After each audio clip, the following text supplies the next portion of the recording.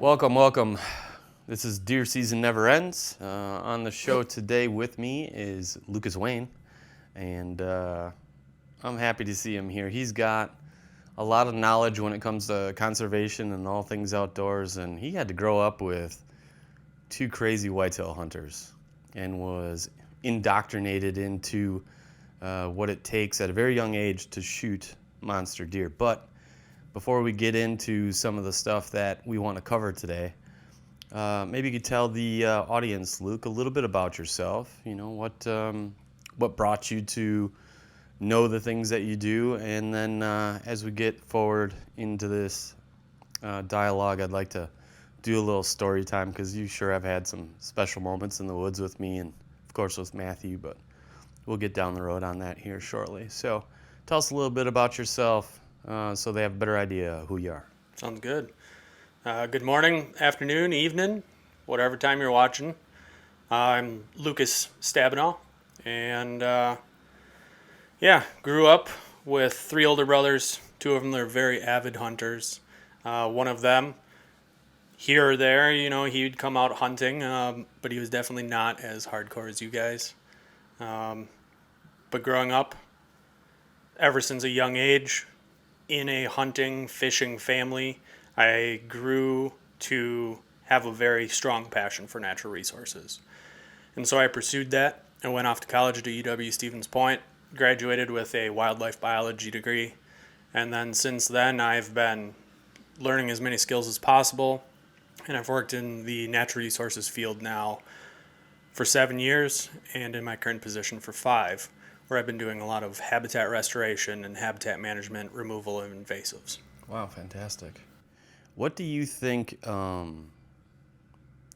if you were going to introduce somebody to hunting, where do you think you'd start with somebody?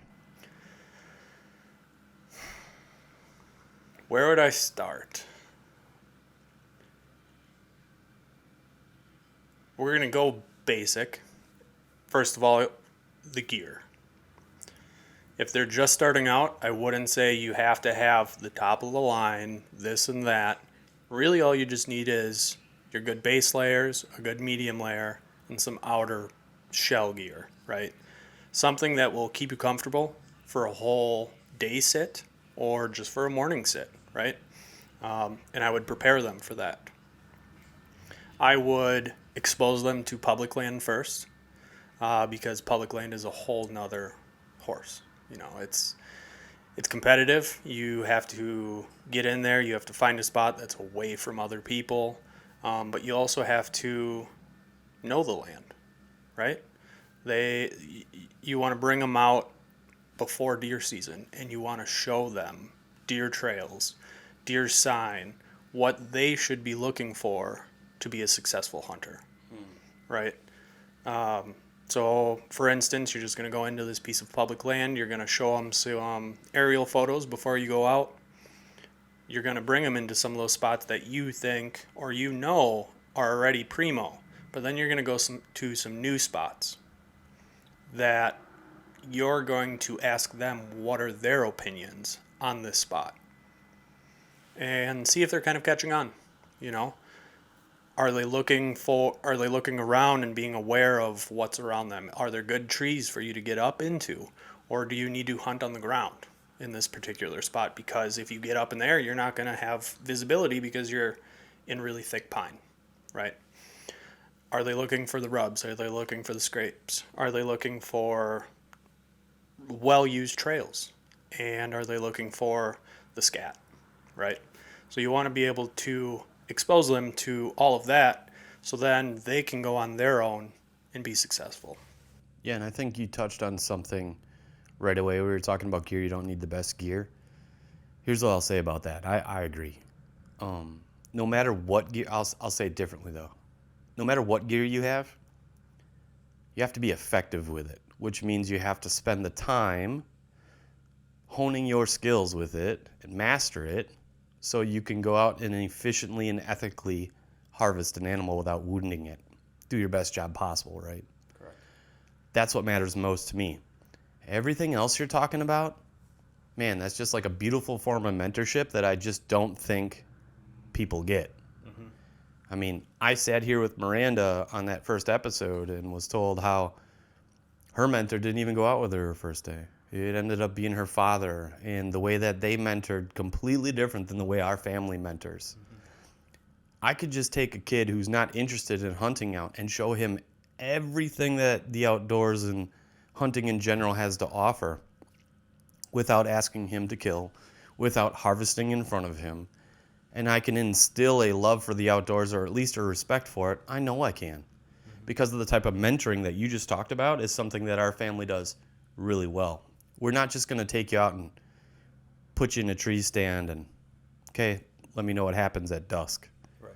It's going to start before the season. It's going to happen during the season. It's going to happen in the stand. We're going to talk about safety gear. We're going to talk about what it takes to be a good woodsman first. Right. And you want to get them involved. You don't want to just set them up in a tree, right?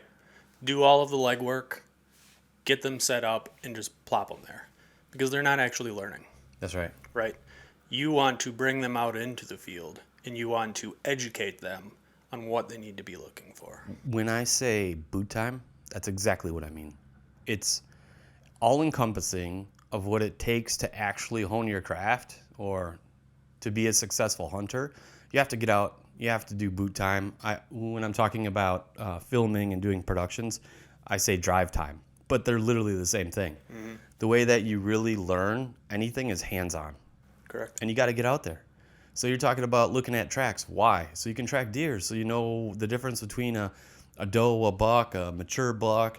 You can tell how, when that track was laid based on how it looks. If it's rounded off, it's been rained on. If it was frozen and just thawed. Like, I don't know how many times I'll go out with a new hunter in the spring of the year and they're like, oh, look at all these deer. It's like, no, these are from November. They're just thawing out. But they can't see the rounding. They don't realize that those aren't fresh tracks, right? Or like, a lot of scat with different animals. You just grab it and touch it and you'll know if it's fresh or not. Right. I got something to add on to that too. You have to perfect it as well. You can be on all kinds of different trails, but you have to know what trail you're actually following. When I say that, do you think a big buck could travel down this and not get hung up, right? There's a lot of the times where you'll be following trails, but they're going through the gnarliest stuff, the thickest stuff. Mm-hmm. Are those really the biggest bucks? They probably might push through there if they had to. If they had to. But if they're a normal walking trail, a well-traveled trail, and it's just thick, yeah, you're probably following a doe trail. Yeah. Right? Even if there's a big buck track that goes through that spot, he probably got spooked through there or was chasing a hot doe through there, but he ain't frequenting that. No. Because I'll tell you why. If he did, guess what you'd see? Tracks going both directions. Mm-hmm. That big track. You only see it going down at once. He was following something, chasing something, or running from something. Yep. And that takes experience. Being out in the woods, seeing these different trails, you start to build on your experience, and you start to see, okay, I'm coming into this, you're coming out of a field, you're following a deer trail, right? And now you're starting to see other trails. Start going through them as well. A lot of the time, bucks will travel down that trail, they'll hook, and they'll come back across that same trail. Yep. So a lot of the time it's best for you to not just keep following that trail. Veer off one way, right? A lot of buck trails are parallel. Yep. Right? So where does are traveling 10, 15 yards off, why are they doing that? They're just sun checking. Mm-hmm. They ain't trying to walk down the same trails. They're going to be in a little bit thicker stuff or behind some thicker stuff. And all they need to do is walk within a couple 100 yards and they're going to be able to pick up whatever they want. Mm-hmm. So just because you see some almost like cow trail, right? It's so beat down it looks like cows went through it. That doesn't mean that that's where a buck is going to be. Now, everybody always says when the rut kicks around, you want to hunt the does because that's where the bucks are going to be. True, but they also don't follow any patterns during the rut, right? A big buck will push a doe wherever he wants. Right. She's not just going to frolic down the same trail that she has been, eat from an apple tree, and then go over to her food plot like her program's out the window. Yep. Especially she's getting chased. Yeah. They're literally going anywhere the chase goes, period. And that's why if you don't pattern deer early, and get on them before the rut, they're going to end up on somebody else's wall, most likely. Unless you get lucky enough to where a doe in your area goes into estrus first, so he's not leaving, and now he's going to try to get that first doe. And if he's the dominant buck in the area, like Bullwinkle was, and all the stars align, I call that the magic, because it ain't luck. Luck would be if I'd never been in that woods before and I walked in, put a tree stand in, and then holy cow, I shot a buck. I literally chased this deer for 4 years. I was hunting on the edge of his core area, and the magic happened because he's chasing a doe. I gave a grunt. The doe came in like, oh, what's going on over here? Let's see if I can get these two boys to fight. That was the magic, right? Mm-hmm. Okay, so brilliant. Everything you just said, it's like a proud moment for me, like truthfully. You know, like growing up with you, mentoring you through hunting. We had a lot of interactions with the DNR, right, giving us cards and giving us different things. And they were always so happy that we were getting youth in. But then, you know, they knew us and they knew the style of hunting that we were teaching. And I didn't know how it was going to work. I didn't know if you were even going to like hunting, right? Like I wanted you to. But Matt and I are a lot, especially when we're hunting together, especially when we feel like there's a little bit of that sibling rivalry where I'm trying to shoot a buck and he's trying to shoot a buck and we're trying to outduel each other. And then we got this 12-year-old that's seeing the dynamics of two crazy whitetail hunters. And then to have that moment where I just asked you what you would do first, man, I'm telling you, Dad's looking down, he's smiling. That's a beautiful thing to hear. That's where you would lead with a new hunter or somebody that you're showing the woods, dude. Unbelievable. Really unbelievable. He's really not making that up, folks. Matt and Josh are both crazy about hunting. Over the top. Yeah. Over the top. Over the top. Yep. In all the good ways, but, you know, it's a lot. That's why this podcast is called Deer Season Never Ends, because it doesn't for me and Matt. Now, I'd like to say my family, but I know my family. It ends for them in January, and they don't want to hear shit about it until September. So a lot of the stuff that I do is what I do. Mm-hmm. You know, I've walked 120 miles looking for sheds. How many other people in the family have done that? How many people have GPS newsstand locations? I've looked at 5 different new pieces of public land I've never hunted before. I'm on them. Oh, it's happening. I'm sick of the same old, and I got these honey holes and these spots and all these things. Nah, this year, I'm looking at new land. I got new bucks. I've been finding different sheds. Oh, man. It's like early in the season for me, and I'm already excited because I'm going to be hunting some new deer with different genetics than I've seen. It's going to be a beautiful thing. Anyways, so let's get into something that I wish more hunters would care about, and that's conservation. And what I mean by that is this. There's so much that goes into habitat development that falls under the umbrella of conservation that to be a good woodsman you should know about. But then also if you're going to be a private landowner or you're looking to buy, these are all things that you should know. So if I was to say to you, with all your expertise, what does the word conservation mean to you? What would you say? So I'll back up just 2 seconds. 2 seconds. Let's do it. So, conservation. Everyone kind of knows about conservation, right? I think everyone's heard about Aldo Leopold, right? If you grew up in the state of Wisconsin, you know who Aldo Leopold is, most likely. Wrote the Sane County Almanac, owned a nice little farm down in southern Wisconsin, right? And he did active habitat management on his property, right? People are kind of familiar with it. But a lot of people nowadays, they own land and they do nothing with it. They essentially just let it go to waste. We kind of have to get out of that. We need to start being active conservationists, active stewards of the land, right? Because if you just have, it doesn't matter if you have 5, 10, 40, 120, it doesn't matter how many acres you have, right? And you're just letting it sit there, you're not doing anything for yourself. You're not doing anything for the land, right? You need to be hands-on when it comes to owning a piece of property. Because if you do nothing, you're going to have disease, you're going to have invasives, you're going to have all of these different things happening to your property, and it's just going to go to shit. It really will. Spend time in the woods, right? Know your woods and help it, right? It needs help, because if you just let it grow wild, it's not going to be what you want it to be. A lot of people that own land, especially in Wisconsin, right? Aside from farmers, right? They have this nice wooded lot. A lot of them are hunters, right? They want to see turkeys. They want to see rough grouse, pheasants, deer, rabbits, whatever it is, right, on their property. But if you're not doing anything on it, you're not going to be successful at having those wildlife species on your property. My expertise is in invasive management, removing those invasives so that our natives can thrive, right? Whether it be game species, non-game species, even if it's invertebrates like snails, insects, whatever it is, right? That's what we want to promote and help and remove what shouldn't be there. So, you asked if a person is looking at purchasing some land, right? Again, it doesn't matter how big it is. You want to scout it out. You want to see what's going on this property. Is there crowding of the trees, right? Well, first and foremost, let's back up again. What habitat are we dealing with here? Okay. Are we in central Wisconsin where you have oak woodlands, oak savannas?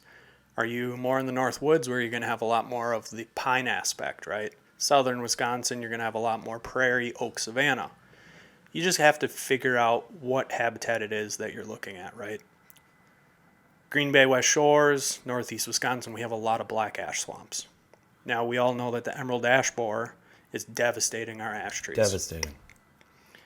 So you have to keep that in mind. What habitat am I looking at purchasing? Yeah, you could go and look at a property in the black ash, right? Like, let's say 5 years ago, all the trees are standing, and you're like, oh, I could do a selective cut in here. I could probably make $50,000. Looking good. Fast forward 5 years, that ash borer has killed all those trees. You go past the same spot, and it's flat. Mm-hmm. All the trees have fallen. Yep.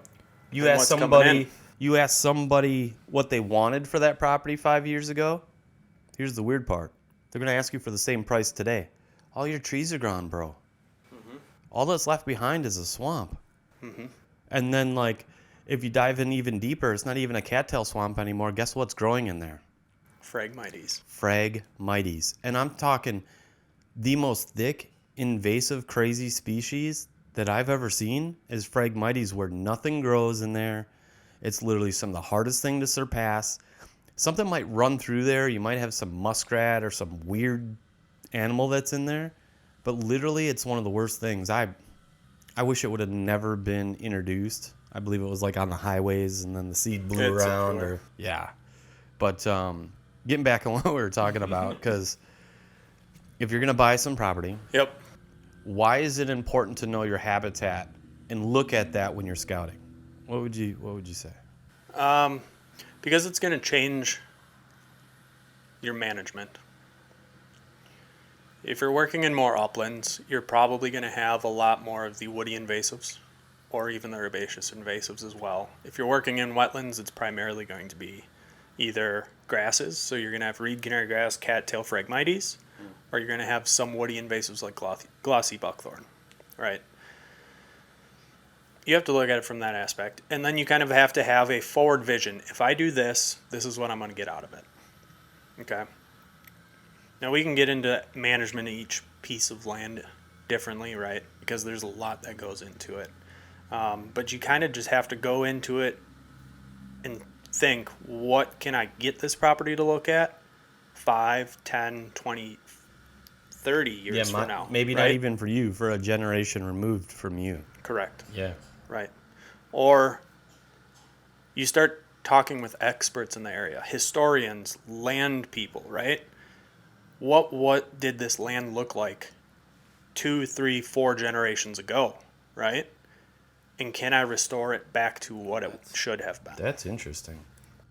Because You know what I feel like always happens nowadays is like somebody will buy a piece of property and they watch the TV shows and they see the food plots or like the tracts of land and it's in like Kansas or whatever.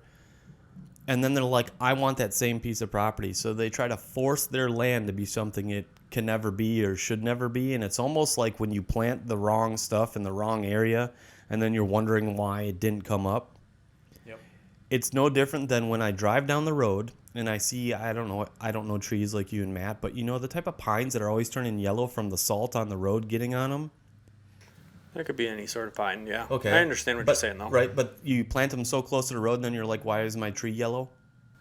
Because why did you plant that style of tree there? It doesn't belong there, right? And what I mean belong is it's going to get killed by what's coming off of the road. And then you start to look at, okay, well, if you're going to be in a swamp, you can't just plant any old tree. Like, Matt, what is it, the black pine or whatever that thrives really good? Black spruce, thanks. That thrives really good in water. Like, those type of things matter. So when you say, more layman's terms, when you say it matters to understand your habitat, for me, like, you don't just guess on what you're going to put on your property. You don't just buy a bag of seed and think you're going to put in a food plot and you're going to get your pH testing and you're going to do your lime and all that. You realize, like, no matter what you change on your property, there's almost never going to be an instant return, like instant gratification on whatever you did. Correct. Matt made a really good point. Plant beets for the first time on your property and the deer don't even touch them that first year and they're like, oh, that shit doesn't work. No, the deer don't even know they're there. Right. They have no idea they're there.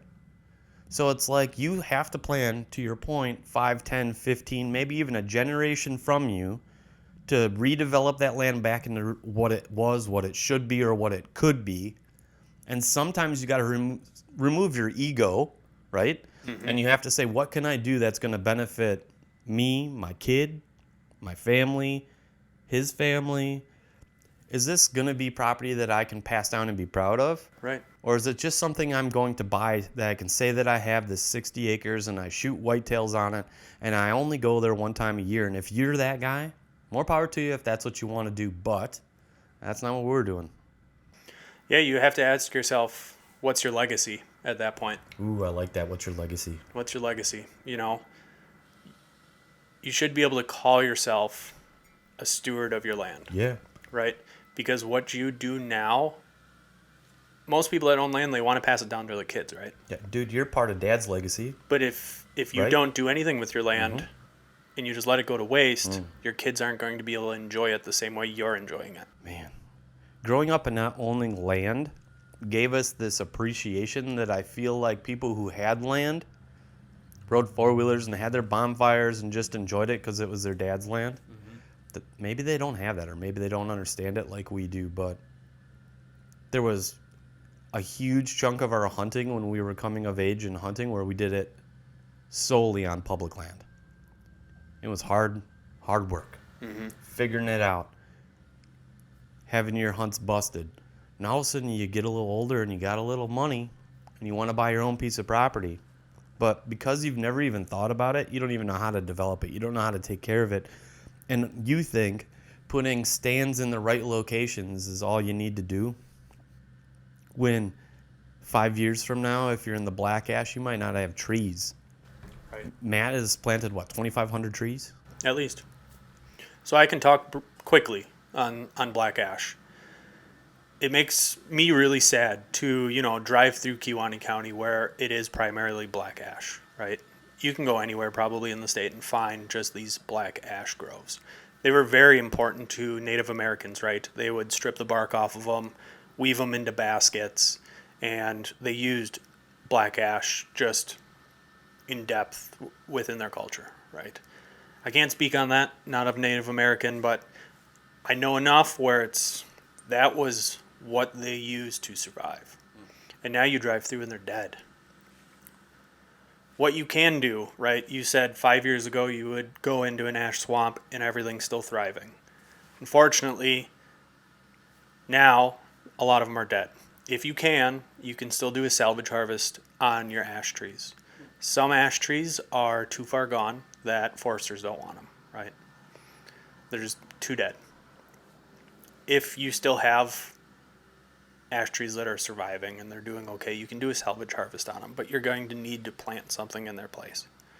Whether that be swamp white oak, white cedar, black spruce, something that's wet for black spruce, correct?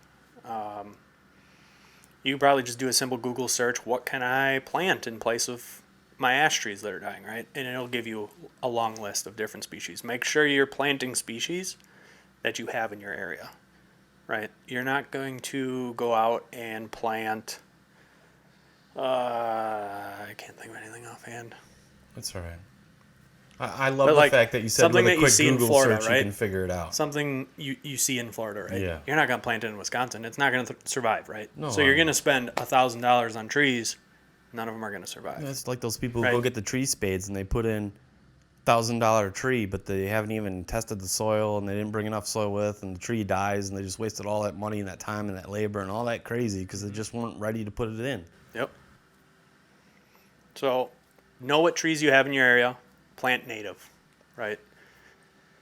Because you're not going to avoid it. You're not going to avoid emerald ash borer.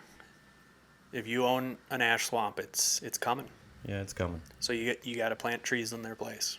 Well, Now they'll die and they'll resprout, but you're going to have a lot of these crazy multi-stemmed ash trees all over the place that aren't very healthy at all. and they do that just because they're dying and they're trying to survive and they're Yep. stemming or whatever that's called. Yep. Crazy. We're sitting here, we're talking about conservation, we're talking about owning land. And I think one of the best, or at least one of the easiest examples for people to better understand why it's so important is talking about, what is that mustard? The garlic? Garlic mustard. Yeah. Sorry, Talk about garlic garlic mustard. Yeah, talk about garlic mustard and that invasive and why it's important to know what invasives are and developing your land, which means getting rid of that and why it's so important, because I know you have some thoughts on it. Yeah, so there's some invasives out there that absolutely just take over. You already spoke on one, Phragmites. When it moves into a wetland, it won't take long for it to completely take over. If you drive anywhere around the highways in Green Bay, you will know exactly what I'm talking about. Just look in those medians. You will see nothing but Phragmites. It grows so thick, deer don't really want to travel through it. No animal wants to use it. It offers them nothing but maybe some shelter. That's about it. There's another awful herbaceous plant out there called garlic mustard. You mentioned that. And what that does, it'll grow up, a foot, 2 feet tall. It'll have little white flowers on it, similar to any other mustard. It's got 4 petals. It releases a toxin into the soil that prevents other herbaceous plants around it from surviving. And then it has so much seed in each one of its seed pods, it just keeps spreading and spreading and spreading, and it keeps releasing more and more toxin into the soil, preventing anything else from growing. So over time, if you have a garlic mustard problem, you will notice that the entire forest floor will be nothing but garlic mustard. Crazy. What do you do? Okay. Let's say you buy a piece of property. You didn't know how to scout it. You just got some money, right? You got $200,000. You're just going to buy some hunting land. Now you got it. Now one of your buddies is walking around with you that's a little knowledgeable, and he's like, oh, look at that buckthorn, and hey, look at that, and hey, look at this. And dude, you got all kinds of issues going on. What does a person like him do? Who does he go to? Mm-hmm. How does he even go and get the information? Like, does he go to a co-op and just shoot the shit with some farmers? I mean, like, where would you point this guy to help develop his property? Because I would like to say, and you said this, a quick Google search, you can learn anything. Yeah, but people don't do that, right? Mm-hmm. So if you're going to point towards somebody who wanted to buy the property hands off and then wants to develop it hands off, what do? So there's a lot of different resources for them. The last thing I would do is go to the local bar or the co-op and ask farmers or any other person. From my experience, a lot of farmers that have that brush on the sides of their property, they're just pushing it out of their way with their tractor. They don't care. As long as it's not affecting their machinery or their plants, they're literally just going to take their tractor and they're just going to push it out of the way. Just put it right to the property line. They're not really going to be cutting it out, treating it with herbicides, which is what they need to do. What they can do, I already mentioned it, Google search. YouTube is amazing. It has so much vast knowledge. So many different foresters and habitat managers are out there showing you what these plants look like and what you can do to kill them, right? You can go to different companies, whether it be the DNR or any other habitat manager in your area, and just ask them, what can I do? I have this problem on my property. If it's too big of an issue to handle on your own, you can hire that company to come in. Probably not the DNR, they more so work on their own properties, but there are private companies out there that you can hire and have them come in and help. And they can come in and remove Or you just all have of a your brother invasive that species. knows all about it and just invite him out. Yeah, as long as you give them a case of beer in return, Yeah, exactly. But I would say that's kind of where you want to start. You want to remove the invasive species from your property first and foremost, because they're not offering anything to the wildlife species that are out there. Their berries, buckthorn, honeysuckle. It's good for birds, I guess. They can come along and they can eat the berries, but there's so many better native forbs and other woodies out there that produce berries that are better for these birds, right? Deer do not browse on this honeysuckle. They don't browse on the buckthorn. So it's use not it for a windbreak for sure. Yeah, that's about it. For some cover because it grows in so thick. But they're not going to stick around Couldn't even and see browse through on. Matt's woods when he first got that property because of all of it. Right. So if you're a new landowner and you have that problem, that's the first thing you need to attack. So you can just cut it out, treat it with herbicide, because if you're not treating what you're cutting, it's just going to grow back. All right, so Matt's property.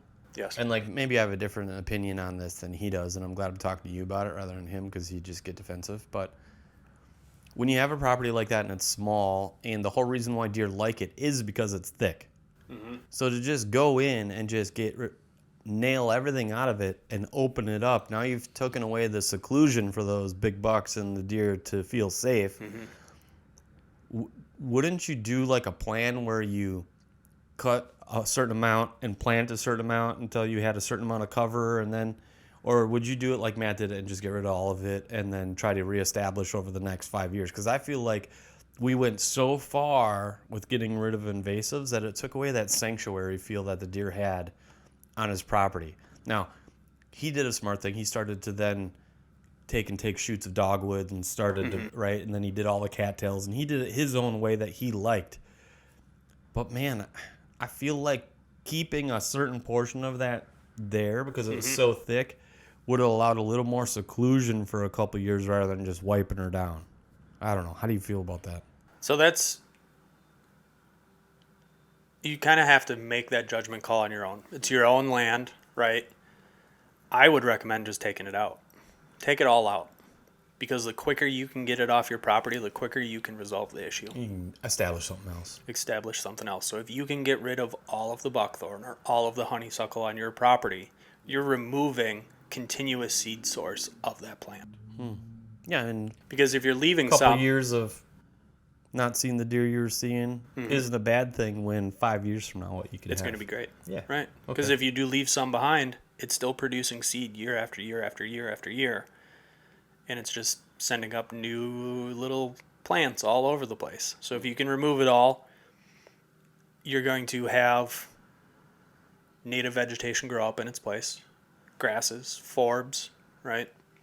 Because once you release those invasives that are growing in so thick, you're bringing more sunlight down to the ground. And those plants that have been dormant for so long because they've been completely shaded out are now thriving. You're offering more browse for all wildlife. Yeah. So, But if you are still trying to maintain some thick areas, right, you can do kind of what Matt was doing, right? You can use your gray dogwoods, your red osier dogwoods, right? Depending on the habitat you're in, red osiers love more of the I wet think he had soils, red, didn't right? he? Yeah, red's really good for more of a wet soil, yeah. And you can just clip those in early spring before they start budding out, jam them down them into right in the the ground, and they'll come right back up, right? You want to do some interseeding as well, whether that be with grasses or forbs, right? Just to kind of help stimulate that ground and get it going, right?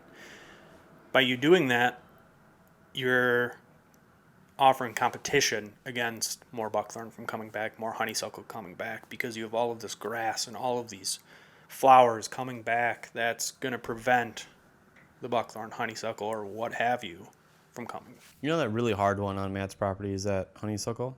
Yep. That's a bad And one. we would cut it, and it felt like it came back twice as strong. Mm-hmm. Like crazy style. And then Matt caught on because he's just like, what are you doing? I'm like, I'm cutting this down. He's like, if you're going to cut those, you got to tell me because they're just going to come back worse. I was like, what are you talking about? He's like, we need to mark that with blue tape, man. I had no idea. I was just in there giving her.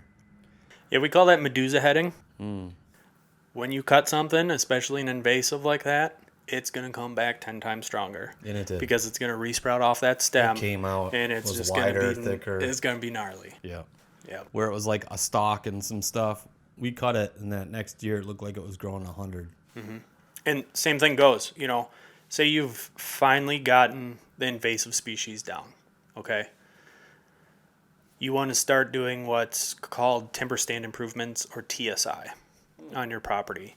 And so that's, now you're focusing your attention from ground level, mid-level, up to the canopies. You're going to try to look up at the canopy and say, for instance, you have a piece of land that has a lot of oak. Okay, I like to use oak as an example because when you drive down the road and you see this big, beautiful oak out in the middle of a farm field, right, it's sprawling. It's growing outward, and it's got a huge canopy.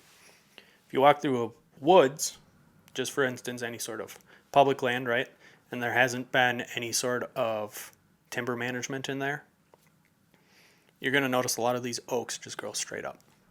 They're going to have very small crowns to them because they have so much competition around them that they're not able to expand.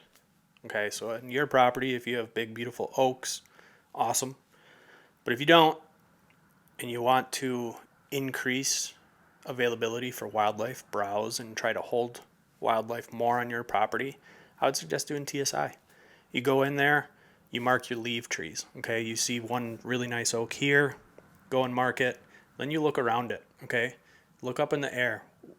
What trees are touching this canopy? What can I take out so that when I take them out, can this canopy grow out, right? So you go to the tree, you mark it. 15, 20 feet all around it, you're pretty much removing all of them, unless if there's another big, beautiful tree, right? Then you can mark that one.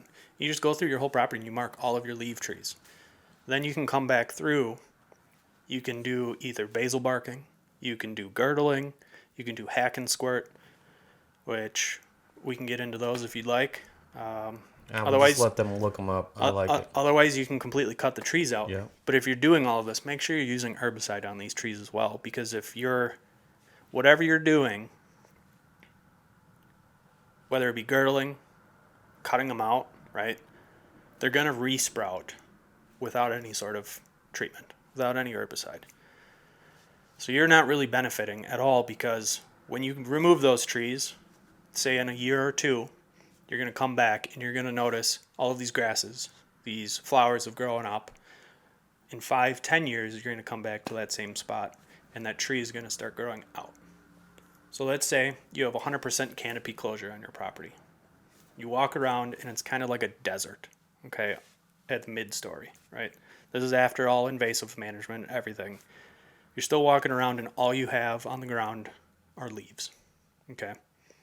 Still in an oak woodland, and it's just nothing but leaves. That's not producing much for deer, right? They're looking for browse.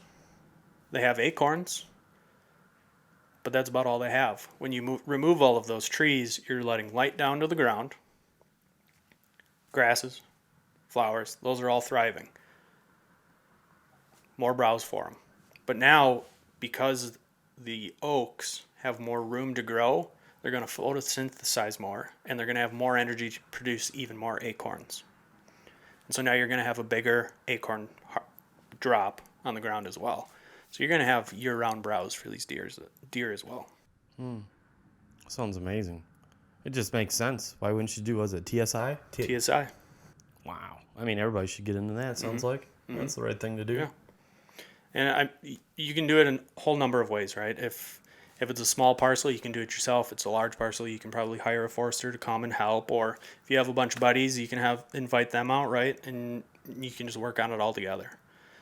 But you're doing this not for next year's, right? You're doing it for the future. That's right. So. 5, 10, 15, or even more down the road. Correct. Yeah. So what we're talking about is if you're going to buy or if you own, we're talking about conservation, habitat development, things that you can look for. I want to kind of switch gears here because we're basically talking about private land. Mm-hmm. Let's switch over to public land. Same conversation. Habitat development. What is like one thing when it comes to public land that you've seen that you just wish would stop? Abusement. Like people just abuse the public land when they go on it. They treat it as if it was their own land, and they just don't care. So I mean, isn't that what public land is? It's all of ours. I've seen people go on public land and they graffiti up stuff. They have arson. They go in and have parties. You know, I've been on a lot of different public lands where you'll walk on them and you'll find a bonfire with a case or two of beer around it, and there's just trash everywhere. You know, there's some public land where you walk on them and, hey, someone took their truck through here and rutted it all up and had a good time. Let's stop abusing our land, right? That public land is there for everyone to use, and if we respect it, it's going to be there for the future as well. Well, at the end of the day, anytime you come across them, like there's some crew out there that's got to put labor hours towards cleaning that up rather than developing the property itself. Right. Right? Just trying to get rid of that degradation from somebody being out there and throwing their cans everywhere in the huge bonfire pit. And you got to get out there and dig it down and make sure you still don't have coals burning. It's going to burn down everything because they most likely were drinking, got intoxicated, and then left, and that fire was still smoldering. Yep. Okay, so that's one thing you'd want to stop. I mean, worst case scenario too, you know, if that person's partying out in the woods, right? They have a big bonfire going. What if it escapes? Burns it down? No. It's going to burn up the trees, right? I know, you know, especially if you're on like a DNR land, right? A lot of those lands are having prescribed fire on them. It's a low intensity fire, and it's good for the land. But if some jackwagon's out there, right, and they're having a big bonfire and that gets away, it's no longer safe, right? It's not a controlled low intensity burn. It's going to be a raging head fire burn that could take out homes. It could take out the value of trees and create a lot of destruction. Yeah. How do you think public lands are doing in the state of Wisconsin? Overall, I think they're good. Unfortunately, you know, there are some lands that get forgotten about just with budgets, small crew sizes, right? But it's still there for people to use, you know.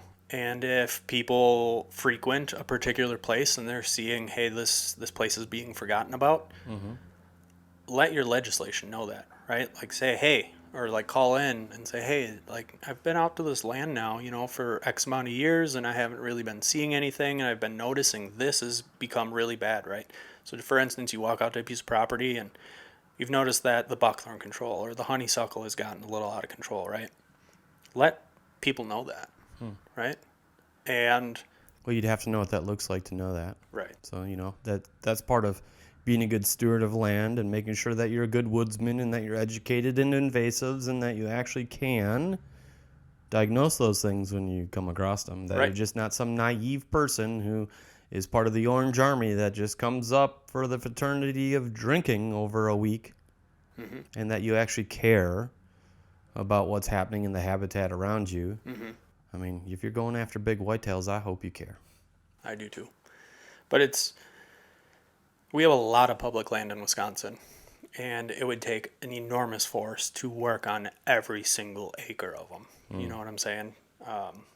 Also, there's like a big difference between like Gardner Swamp, Yep. Whitefish Dunes, Yep. right? Like you have one that has hundreds of thousands of people maybe going to it in 1 year, and the other one maybe 1,000. Right, and it's the Gardner Swamp has the local area people walking their dogs, right? Mm-hmm. That kind of stuff, just walking around, bird watching, that kind of stuff. But then you get to somewhere like Whitefish Dunes. Now you have full-on tourism. Yep. A beach.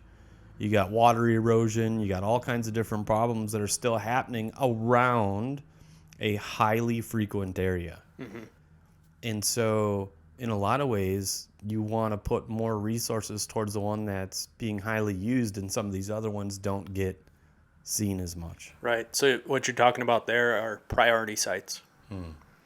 So there are imperiled habitats throughout the state of Wisconsin, ones that are either a threatened or an endangered or just a very rare habitat, and those are normally the prioritized ones. You know, you have Green Bay West Shores, you have the Great Lakes coastal wetlands. Those ones are prioritized just because they're such a rare habitat. But you also do do Northport, or what is that? Which one? The Bay coastal wetlands. Yeah. So that's going to be like North Bay, kind of that whole east side of Door County. Yeah, that's what I was thinking. The Northport, whole east side of Door County. Yeah, isn't that what that? Coastal wetlands. Mm-hmm. Yep. Just because they're a rarer habitat. But if you're walking through a red pine plantation, right, you're probably not going to see invasive management in there because that's not the conservation goal for that property. That conservation goal is to grow those red pines so they're profitable. They're not worried about what's growing on underneath. I mean, right. How many people come to the state of Wisconsin and they think state parks are a representation of the natural resources in that state? Right. Right? They go to Potawatomi, they go to Peninsula, and they're like, this is what they have. Mm-hmm. They have no idea that Gardner exists, that the public lands in Kewaunee County, they don't know about Whitefish Dunes, and if they do, it's because they saw an Instagram post of some chick on the beach. I'm not kidding. And they have a misrepresentation of what's actually happening in the state of Wisconsin. Mm-hmm. And so let's say you want to get involved. You want to know more about habitat development, whether it's on public or private, or you have questions about, hey, I've been hunting this public land and I've never seen any habitat development. And you want to get involved. It's not writing your governor and calling your governor. It's about getting into the legislatures, the one that actually does the stuff, right? Am I saying that correctly? Like, who do you go to? Like, what do you do? If you're going that high up, talking to the legislatures, right, the governors, any of those people, you're pretty much asking them to fund whoever owns those properties with more money, right? That's kind of what you're doing. Interesting. But if you want to see a particular piece, right, figure out who owns it, right? Whether it be so for our area, we have like Northeast Land Trust. We have the DNR. We have a couple other organizations where they open their land up to public use, right? Because they're just an organization that has this land. You figure out who the owner is, right? And you can contact them and say, hey, this is what I've been seeing on the land over the last X amount of years. Can you tell me about the management goals of this property, right? Or then you ask them, what can I do to help? Mm-hmm. You know, I really want to see this habitat survive. What can I do to help? You can't just walk out on public land with a chainsaw and start dropping trees? No. You should say, hey, I would like to volunteer my time and help out. It gets twisted sometimes because you'll have like forest management zones that have been declared for taxation purposes, like open to the public, but it's still owned by that individual. Mm-hmm. And so you could see somebody maybe chainsawing on their own property and think that, you know what I mean? Like, there's a lot of misinterpretations, I feel like, because people don't understand that invisible boundary between something that's been forest managed or developed or taxed, or, you know, that code's been changed so where now you got to let it be open to the public to alleviate some of your tax burden, right? Am I saying that right? And then you think you're still on 100% public, and even though it's public access, it's not public land. Correct. So it gets a little bit gray. Yep. And so you got to be careful. And a lot of times you can go to your local town halls and ask the right questions, mm-hmm. right, if you don't know. With a quick Google search, you can find out most things nowadays. And then there's people like you that are floating around. You see a guy in a beard with a flannel on a Saturday, he might just be the guy to ask. Maybe. Depends on what kind of mood I'm in that day. Yeah. Yeah. All right. So, I mean, this is a much broader conversation when you talk about conservation and habitat development. But these are the type of conversations that I've sat around for the last 20 years with you guys and had them. Mm-hmm. Right? I've been hunting for 32, but over the last 20, since we've been trying to develop food plots and basically habitat for big whitetails, and then Matt moving all over the state, and no matter where he went, we were dabbling in understanding the soil science so we could grow food plots and hopefully house big deer, bring them in. And we've always been on that 3-4 year plan. No matter where we go, within 3-4 years, we're going to shoot a wall hanger kind of a thing, right? And so this is a big conversation in my family that we always talk about when we're going to buy land or when we're going to help somebody out and develop their land, which we love to do, more than just where to hang stands, but what to do to make sure that the deer are going to be there season in, season out every year. Right. And a lot of times you start to talk to people, well, if this 25 deer per 1 mile, Matt was talking about this, and there's 16 40s in it, and there's only 25, well, that's 1 deer per 40. But on average, people own 20. So then you're 32 people, then now there's not enough deer for everybody to shoot one. And if you shot all of those, now you've literally then wiped out the deer in that area. And how long is it going to take for them to come back? And all those things matter. And when you start talking about habitat development and deer management and buck-to-doe ratios and all these things, this should be the conversation you should be having when you're in deer camp. How are we doing this year? How many deer do we really want to take off our property? Right? Are we shooting 2.5-year-olds? Are we shooting 3-year-olds? Are we shooting 4-year-olds? What's the size that we want to take? How big are the does? How healthy are they? Are we shooting does with only 1 fawn? Are we shooting does with 2 fawns? How about with no fawns? Do we wait and not educate deer and only shoot them when they're alone? What are all the things that we want to do? It's not just getting to that weekend and going out and hunting for us.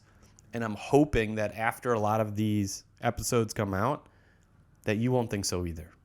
That you'll do a better job of developing your habitat, being good woodsmen, being more ethical.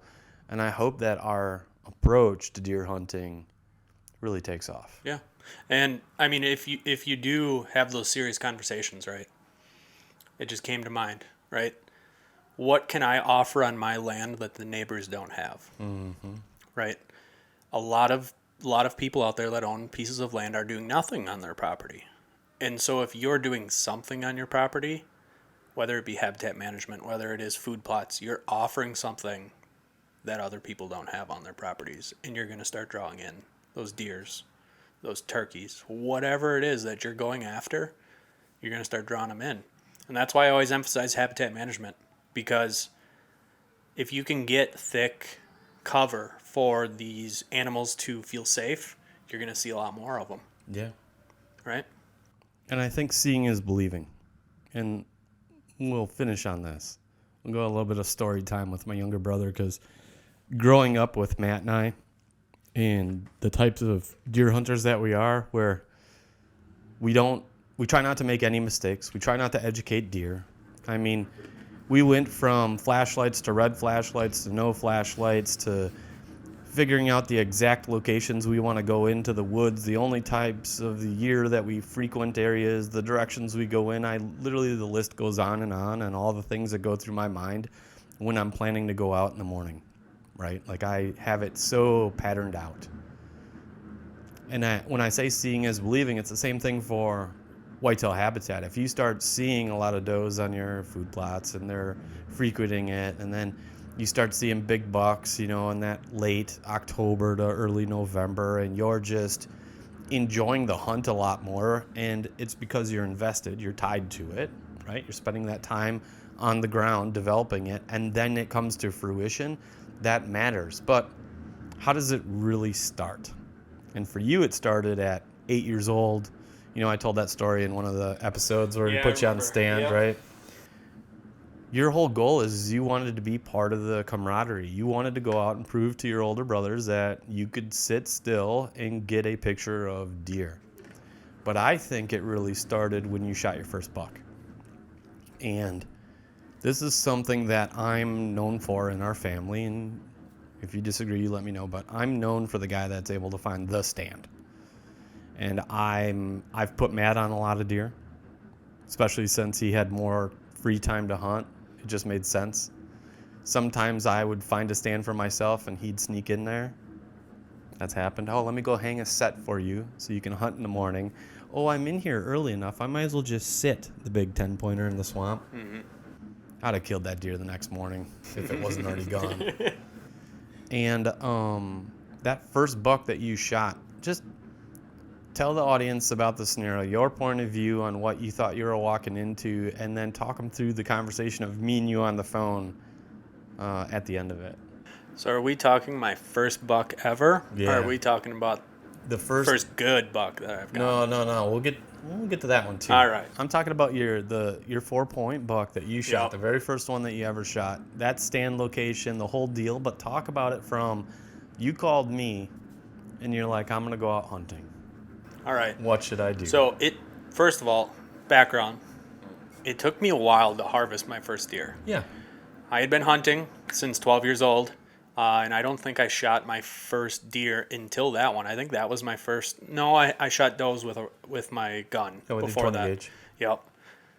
Actual archery though, that was my first deer I'd ever shot. I think I was 16. I think so. So I had hunted for 4 years and not shot anything with my bow. That doesn't mean I didn't shoot at stuff. It also means that you didn't have opportunities. Right. It just didn't work out. I definitely missed my fair share of deer when I was a young hunter. Just you get the shakes and you get so excited. Yeah, because like we literally practice all the time, and it wasn't mechanics of it. It wasn't the skill of it. It's literally buck fever. Yep, and you get tunnel vision, and you don't see that branch that's in your way, and all of a sudden you see your arrow going off into no man's land, and you're like, okay.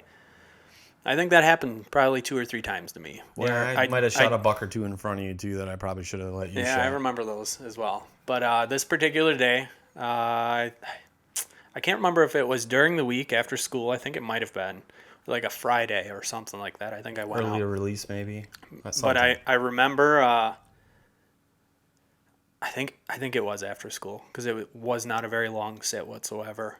But we had the set that we just really hadn't touched all year, and we knew it was a good corridor for deer to move through. Okay, there was a lot of doe kind of traveling through there. There was a lot of buck sign moving through Going there. Going out to a CRP that butted up against water and...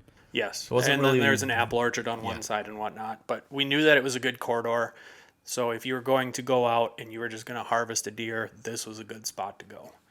And that's the spot I wanted to hunt. And so after, I believe it was school one day, I think I had a conversation with you on, I want to go out to this stand, the wind direction looks okay. Is that all right? And you gave me approval for it and just told me to keep me updated. Yeah, you were like, but where exactly is the tree? And I was like, you can't miss it. There's like 6 pines all around. I can't remember what hardwood it was. That was that slick one. It was an aspen. Aspen. Yep. And tree climbers at the bottom. Yep. You're just going to go right up. And you'll know you're high enough when you can shoot over the tops of the pines. Mm-hmm. Done deal. You're like, here we go. And so you told me, shoot whatever you want. You still haven't gotten one with your bow. So if a doe comes in, you want to harvest it, take it out. Whatever you shoot, that's cool. I'm going to be proud of you for it. So I went out probably about 4 o'clock, 4:30, and sun was setting there within a couple hours. So I got in there. I was probably in there for about an hour, right? And I've had a couple does move through, and I just kind of let them walk and whatnot. Finally, off in the distance, hearing crunch, crunch, crunch, crunch. And I was like, all right, cool. So I get into position, stand up, kind of move my hips, and I get ready because we have this major trail that comes through at 14 yards. And I can see in the distance antlers, and I'm, heart's just racing. I'm 16 years old, never shot anything with a bow before, and it's coming in, and I can see it's a 4-pointer. Good enough for me. It's got antlers. First deer. It's my first deer, and it comes in. It's right at broadside. Give it a little stop it right on my shooting lane, and hard shot it. Went about 30 yards, fell over right in the field. And that night, because I don't know if I had a cell phone at that point. I might have had like a little flip phone. I think it was that night, though. once the hunt was over, I ended up calling you, and I was at a loss for words. You know, I didn't know what to do, right? I wanted help getting the deer out of the woods. And I remember you telling me, hey, Schumacher's just around the corner. Yeah, call him up. You know, he'll help you get it out of the woods. I wanted to be part of that first harvest any way that I could, and I was so glad that you called. But we had tried for 4 years to get you on a deer, and this seemed like, okay, he just wants to go out and he wants to shoot something, right? Like, he just want to harvest and get that check. And so I put you in that stand because although I think I had sat at like that first weekend or whatever, and all I saw was juvenile deer, just young deer, and I was like, we got to wait. Got to let the season progress and see if some bigger bucks start sniffing around a little bit later. But when you asked, I was like, man, he's going to have them right in his lap. 14 yards. Yeah. I'm so glad that worked out because I just remember those pictures. The hair that you had back then. Crazy afro. Just so fuzzy. What mom thought too, and how proud she was because you went out and you did it yourself. Like, at that point, like, you manned up. It wasn't, I'm going to have my brothers holding my hand. They're going to do all this stuff. No, by then, you're already out there with us, raking, putting in food plots, putting in stands. You had already had all this knowledge, but you just hadn't tasted success with your bow.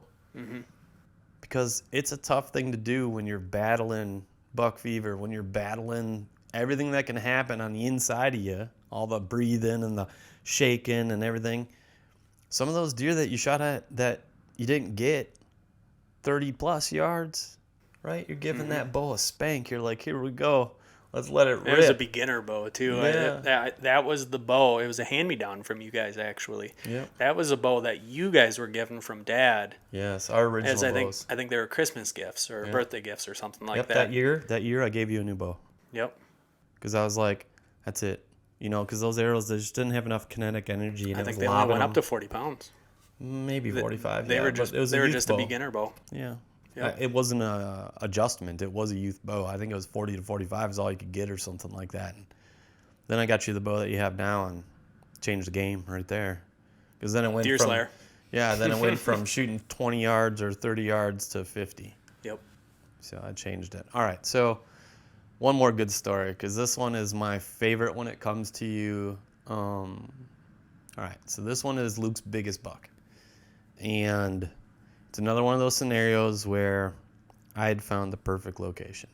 And it's not just the location, but I had had intimate interactions with this deer where he's literally right underneath me. He's all different sides. He's just, this deer, I coined the name Joker with him because, like, this Joker would literally come out of everywhere. You could sit in a stand and he'd pop up 20 yards from you. He'd be in the heavy grass. Like, there was a stand location where I could tiptoe in from outside on the field, and I was just seeing this deer. But he wasn't quite the deer I wanted to get. And don't get me wrong, this is no slouch of a deer. It's like maybe a 125, 130 class deer. It was a beautiful deer. It didn't have the mass, but it had everything with the width. I mean, this deer looked like a giant when he was walking. Yeah, he was a biggin. But he wasn't quite what I wanted. But I also was like, you know what? My little brother hasn't quite shot a wall hanger yet. And I remember over a couple days, I'd kind of toyed with this deer so I could get in close to him. And once I got in close to him and I had him right underneath me, I was like, he's not the deer for me. Came home and I'm showing Matt the footage because we did a bunch of filming. And he's like, well, let me sit over there. I'll shoot that thing. And I was like, no, let's give this one to Luke.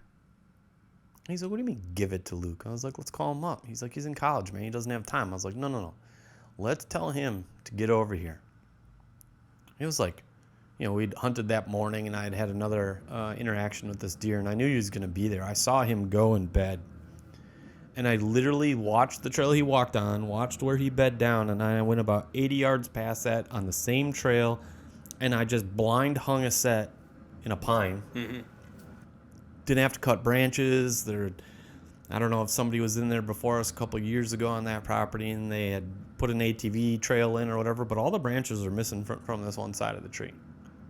And so I hung it there, and it wasn't very high up. Maybe it was only like 12 to 14 feet in the air. I don't remember it being 20. It was very, very short. and you at first were hemming and hawing.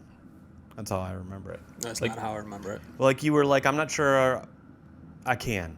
But then I started... Oh, yes, during the week beforehand. Yeah, like you weren't sure if you're going to come up hunting, right? Mm-hmm. But then I got you all lathered up because I told you what I was seeing and that it was a slam dunk, right? Yep. All right, so take me through the reason why you were hemming and hawing and then the change, and then tell people about the hunt itself, because I should have asked Matt about the deer that he shot that I did the same thing with. But like this is, I don't know what it is. Somehow, some way, I'm always able to put the stand in the right location. It happened with Bullwinkle. Right. It happened with this deer. I got you. Yeah. So listen, 21, 22 years old. I'm in college. Okay. My weekends were normally spent doing something else. I won't say what that something else was, but something else. Yeah. Right. So I think it's Monday, Tuesday. Maybe it was a Wednesday. Josh and Matt, I think, were spending this whole week. I think it was right during the rut, and they were on the property up in Edgar, going after. There was 2 pretty decent bucks on the property, right? We had this one joker, and then we had another elusive one that we only barely got pictures of. So we knew there was 2 decent ones out there.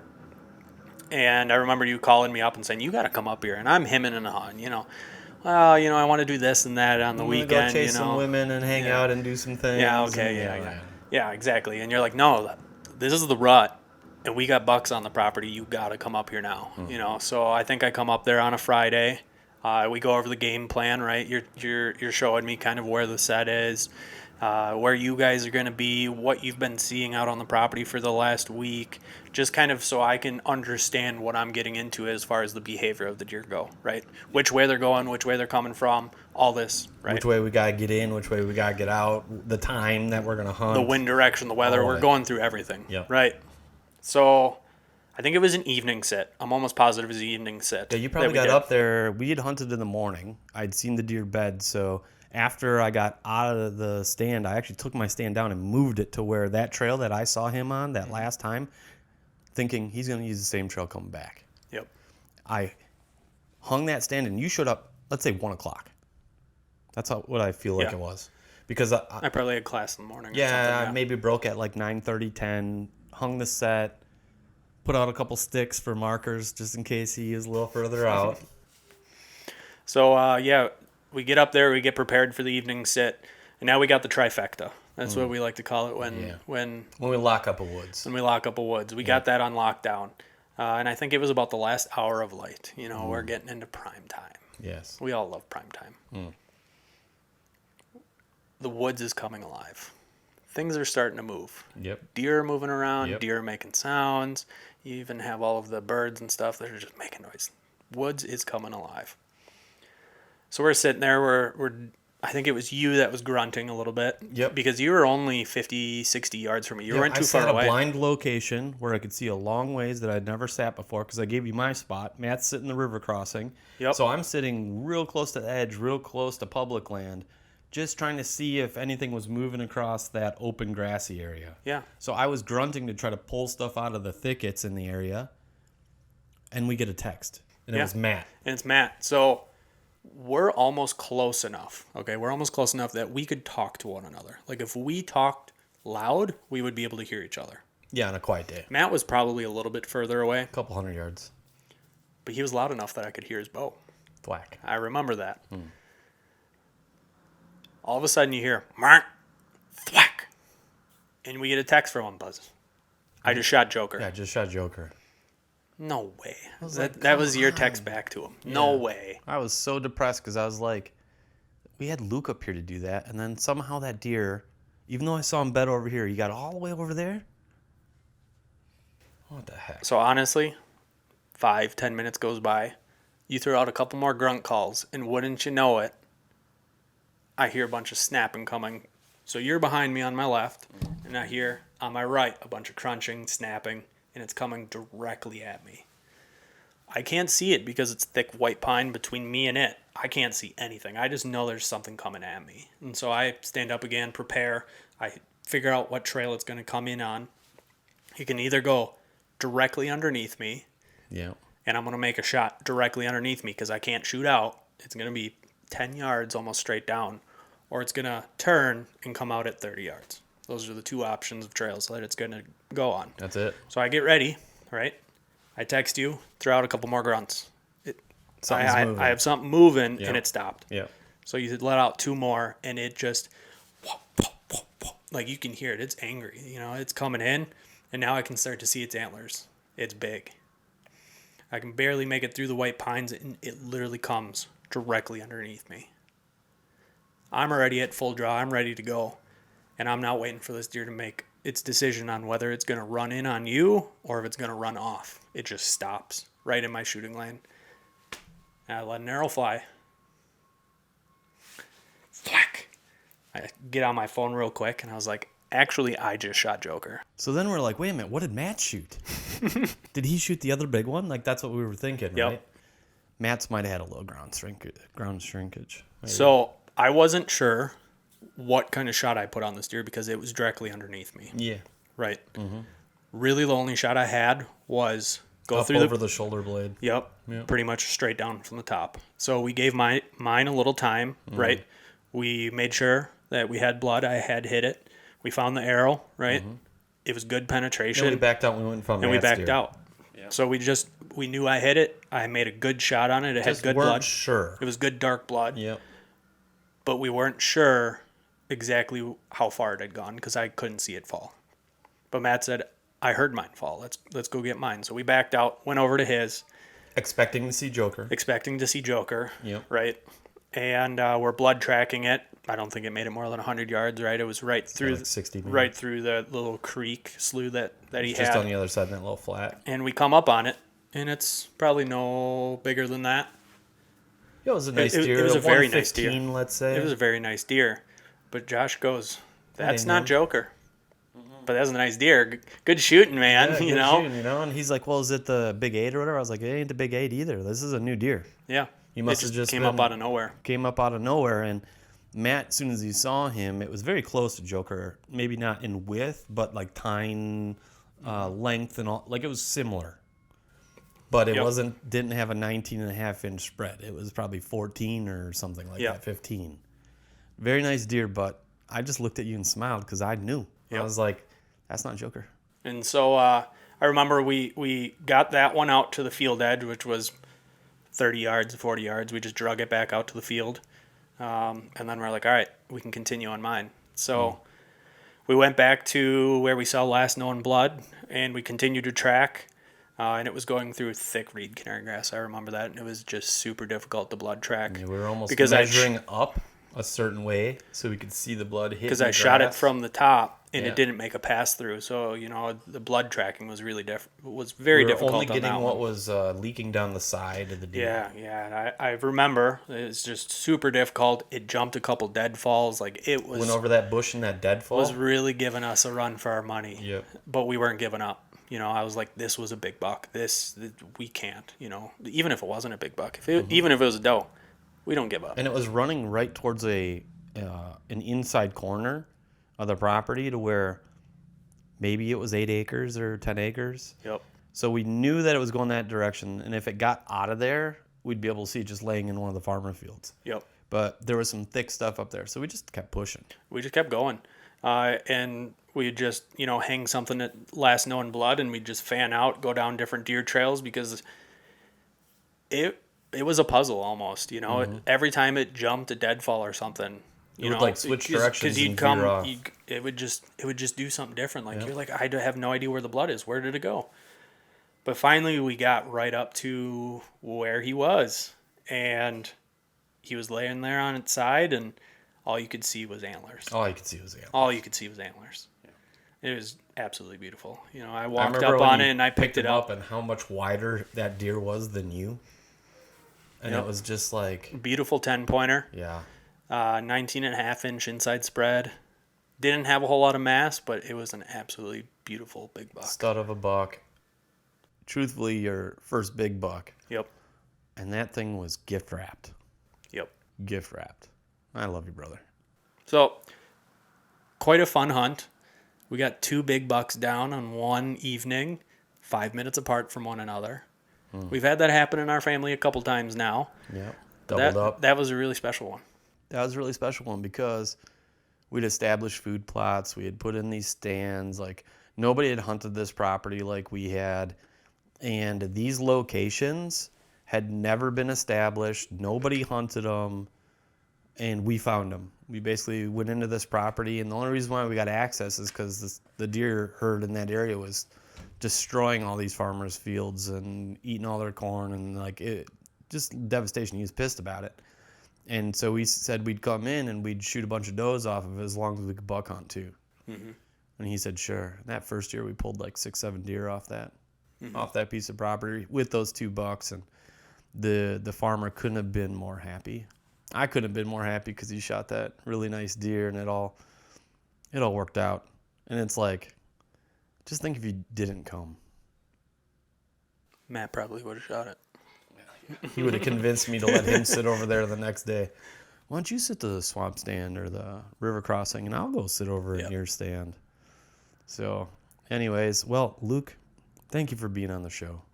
Thanks for having me. Yeah, I think some of the stuff on conservation, habitat development, and then a little bit of story time, that's what deer hunting is all about. It's about not just harvesting animals and getting together in deer camp. It's about the evolution of your hunting practice so you can leave behind a really good legacy. Mm-hmm. Mm-hmm. And I'll say this, and I like to end the show with this, is One more thing? Okay, you go. I love talking about habitat restoration and conservation. So if you hear that people are really interested in it, right, and they want to know more about TSI, or if they give us a scenario, I have this happening on my property, what can I do? If they want to use me as a resource, have them reach out to you. If they want me back on the show and they want to hear more about TSI, or they want it in the comments, guys. If they want to know more about something that we talked about today, let us know. Yeah, comments, DMs, whatever you need to get a hold of us. Yeah, because what we just talked about today, that's just scratching the surface. Oh, I mean, I just threw out some quick things today, but I can talk for hours. Like I can about whitetails. Exactly. So if there's something today that we talked about, let us know. I like that. Yeah.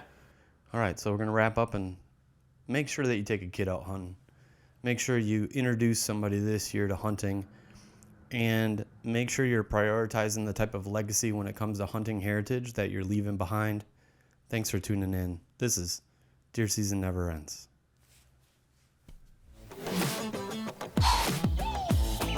Thank you for tuning in to the podcast. We'll see you next week.